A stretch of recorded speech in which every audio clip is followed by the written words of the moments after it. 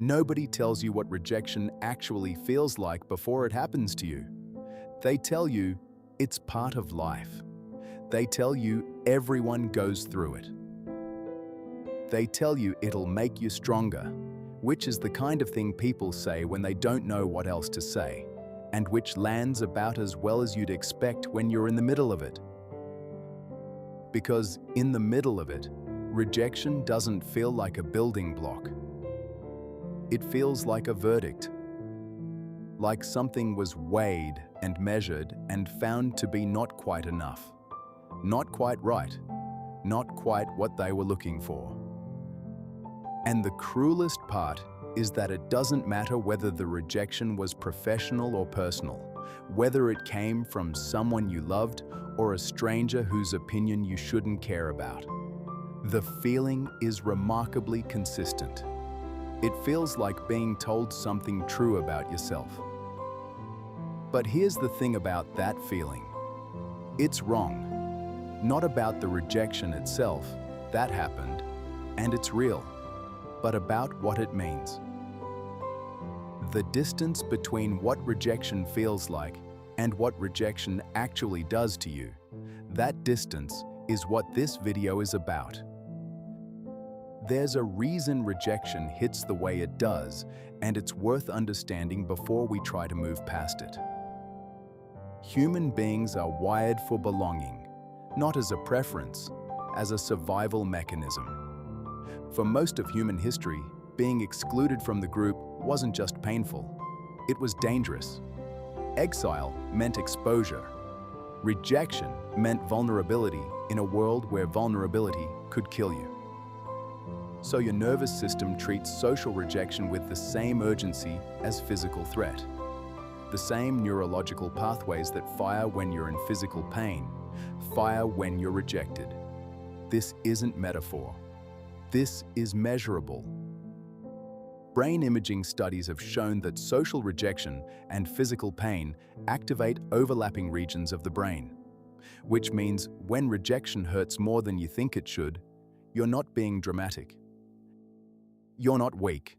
You're just a human being whose ancient nervous system is doing exactly what it was designed to do. The problem is that the response calibrated for prehistoric exile is being applied to a job interview, to a first date that didn't lead to a second, to a message left unread.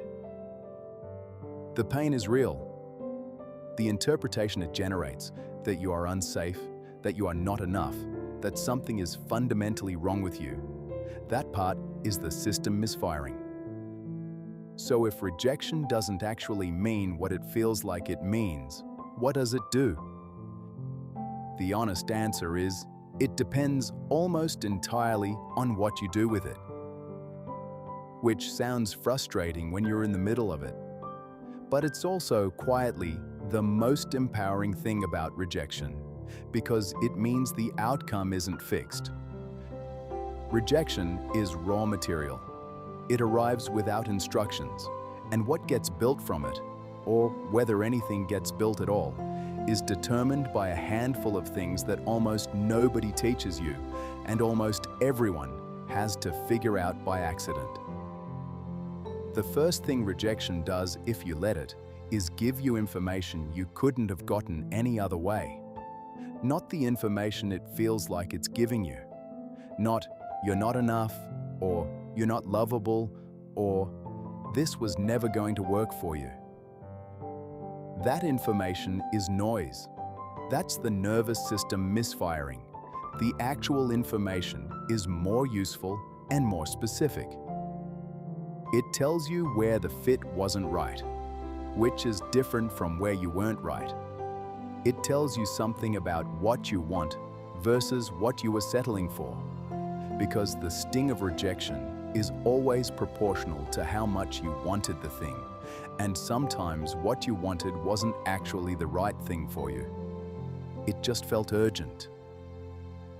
It tells you something about your own resilience, about how you respond when things don't go the way you hoped, which is genuinely useful information about yourself that you can only get when things don't go the way you hoped. And occasionally, Not always, but more often than we admit. It tells you something about the work, about the gap between where you are and where you need to be.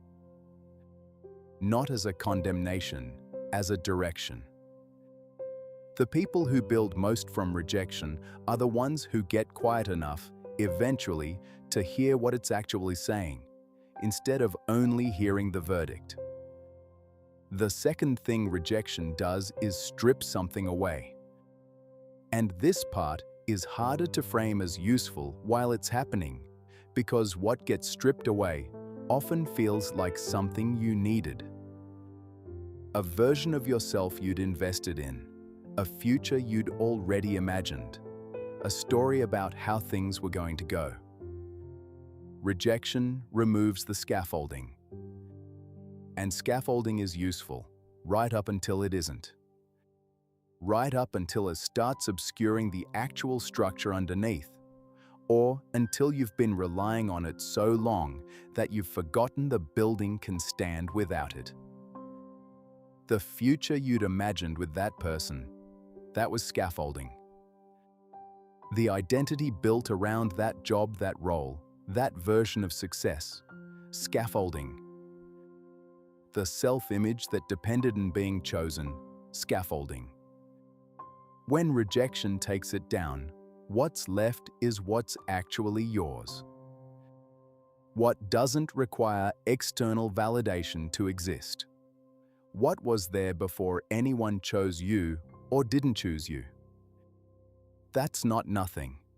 In fact, for most people, it's more than they expected to find.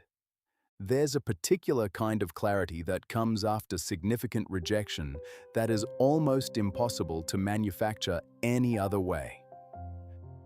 When you've been turned down for the thing you were certain you wanted, and you survive it, and the days keep coming, and you find yourself still here, still functional, still capable of wanting other things, something shifts. The shift isn't dramatic. It doesn't arrive as revelation. It's more like a quiet recalibration. A gradual realization that the thing you were so certain you couldn't survive, you survived. That the worst-case scenario you'd been bracing for was survivable. That you are, in fact, more durable than the fear told you. And that knowledge, not confidence, not optimism, just the plain factual knowledge that you can withstand more than you thought, that's not something anyone can give you. It can only come from having been through something and come out the other side still recognizably yourself. Rejection gives you that if you let it. The third thing rejection builds is direction. Not immediately, usually not for months.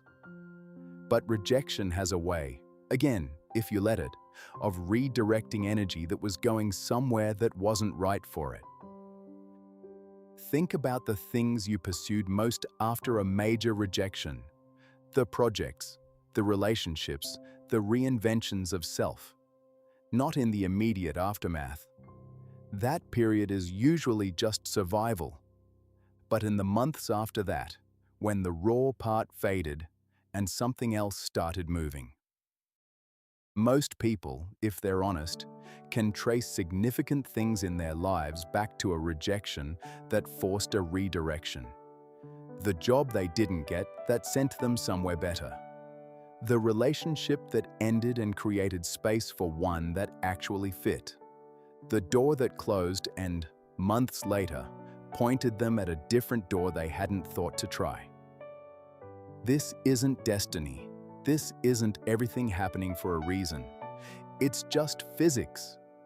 Energy that was moving in one direction has to go somewhere when that direction is blocked. And sometimes the somewhere it ends up is better than the original destination. Not always.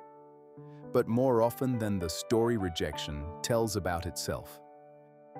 Here's the thing nobody says about rejection that most people quietly discover on their own.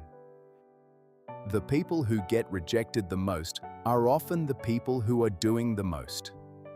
Not because rejection is a sign of quality, but because the only way to avoid rejection entirely is to never try anything where rejection is possible.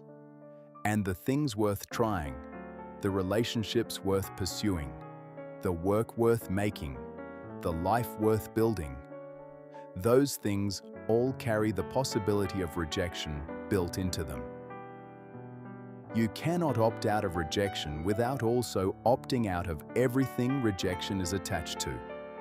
Every meaningful yes you've ever received came packaged with the possibility of a no. You just got lucky that time. So the question was never whether to risk rejection. The question was always whether what you wanted was worth the risk. And the people who build the most from rejection are simply the ones who kept deciding, yes, it is. Not because it didn't hurt, it hurt every time, but because they decided that the hurt was worth the attempt. Rejection will keep happening. That's not pessimism. It's just the shape of a life that's actually being lived. The rejections don't stop. They change character. They get easier to hold, not because they hurt less, but because you've built more around them. More evidence that you survive them, more clarity about what you're actually looking for, more trust in your own ability to redirect. The verdict rejection delivers is almost always wrong. Not about the specific outcome, that was real and it happened, but about what it says about you, about your worth, your ceiling, your future. What rejection actually delivers, if you're willing to hold it long enough to find out, is a set of tools. Uncomfortable ones. Ones you wouldn't have chosen, but tools nonetheless. What you build in the room you're in now, that's still entirely up to you.